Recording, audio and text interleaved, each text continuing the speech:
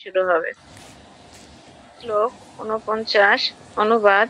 জড় জগতের মাঝে মানুষের দেহ নিতান্ত জন্ম এবং জরাব্যাধি নিমধারী চলিতে, তেমনি প্রাণ শক্তির পুত্র তৃষ্ণাবি ব্রত হয়, মন নিয়ন্ত্রণ উদ্বিগ্ন হয়, দুর্বল বিষয়াদি অর্জনে বুদ্ধি আকাঙ্ক্ষা পোষণ করতে থাকে এবং সমস্ত ইন্দ্রাদি জড়া প্রকৃতির মাঝে অবিরাম সংগ্রামের মধ্য দিয়ে অবশেষে হতধম হয়ে পড়ে।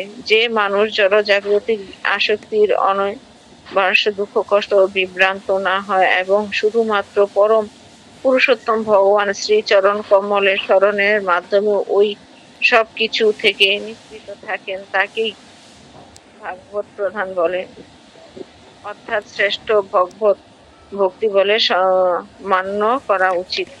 তাৎপর্য: শ্রীলয় মাধবাচার্য মত অনুসারে এই জগতের মাঝে দেবতা